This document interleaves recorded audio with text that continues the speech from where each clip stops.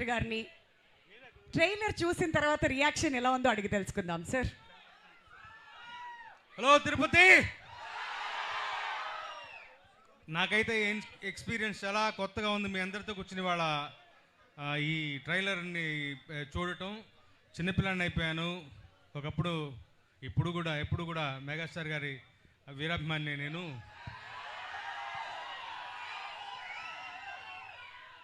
Anil Ravipudi film అని చూడంగానే ఒక ఎక్సైట్మెంట్ వాళ్ళ రోజున అందరిలోకి.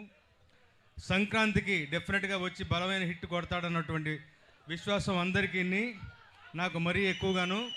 ఈ ట్రైలర్ చూసిన తర్వాత మరీ ఎక్కువగా నమ్మకం పెరిగింది. అద్భుతమైన సినిమా, ఒక ఎంటర్టైనర్ వస్తుంది. అందరూ అనిల్ రావిపూడిని పందెంకోడి అంటున్నారు, సంక్రాంతి పందెంకోడి అంటున్నారు.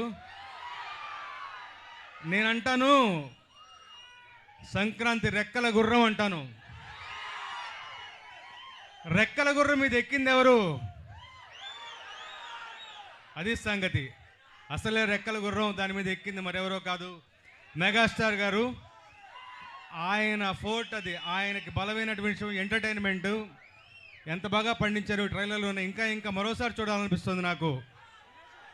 ఈ 2.5 నిమిషాల ట్రైలరే ఇలా ఉంటే 2.5 గంటల సినిమా ఎలా ఉండబోతాం ఈ ఊహకే వదిలేస్తున్నాను. సంక్రాంతి బరిలో ఘనమైన విజయాన్ని నమోదు చేయడానికి మన శంకరవరప్రసాద్ గారు వస్తున్నారు. మన అందరినీ గొప్పగా అలరించబోతున్నారు. ఆల్ ది వెరీ బెస్ట్ మన శంకరవరప్రసాద్ గారు. All the very best to the team.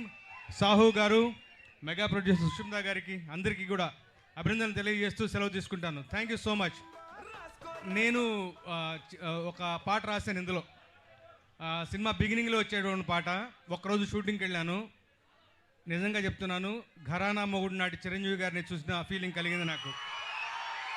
అంత గొప్పగా ఉంటుంది ఆ పాట. డాన్సింగ్ ఫీస్ట్ అది అందరికీ. మీరే చూడబోతున్నారు. ఉంటాను. Thank you.